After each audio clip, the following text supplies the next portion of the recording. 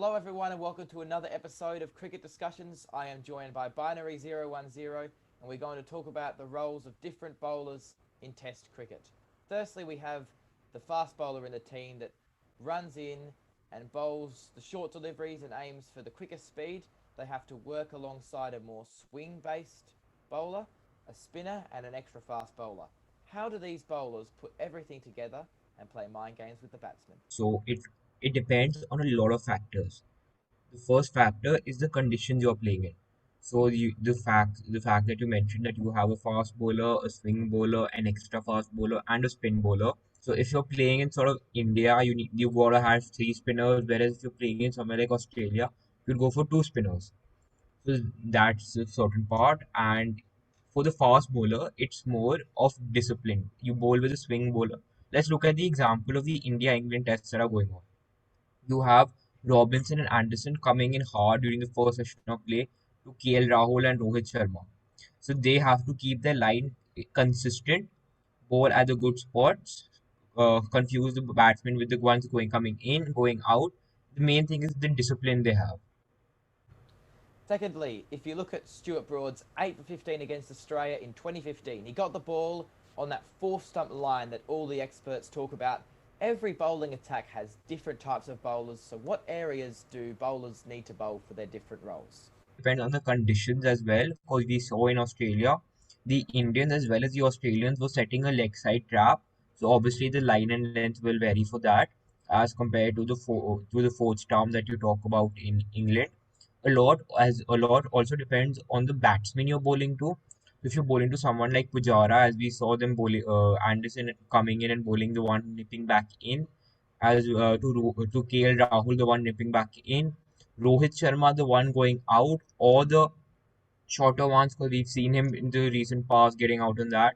Virat Kohli, you have to bowl at the fourth, fifth stump, try to get him to play the ball, so that sort of increases the chances of edging the ball and going to the slips or the keeper.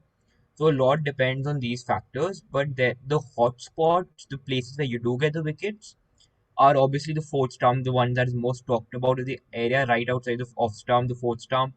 You sort of confuse the batsman with the one coming in, the one going out. You're playing somewhere like Headingley Leeds. You bowl a bit fuller. You're playing at Lords. You pull your length a bit back. You're playing in Australia. The one coming back in is your best bet. You're playing at India. That's up to the spinners. If you look at players' weaknesses, a lot of Aussie players when playing in England struggle against the moving ball when pitched in correct areas. So having home conditions is a strong advantage.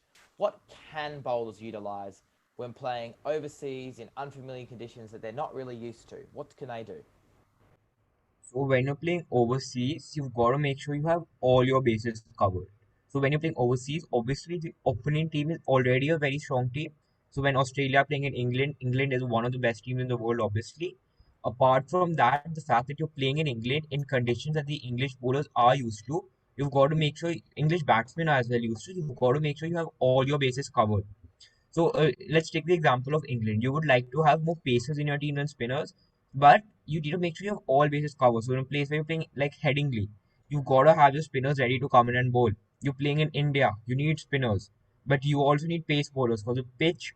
What might look at the pitch report before the match, and as the match progresses, because it's a 5 day match and there's a lot of cricket to be played, the pitch might behave differently at different times. So you've got to make sure you have all base covered in the 19-man squad you're traveling with, as well as the 11 players you're playing that particular match with.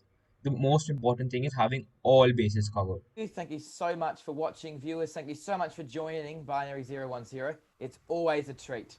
So, see you guys in the next video. Don't forget to like and subscribe, and bye for now.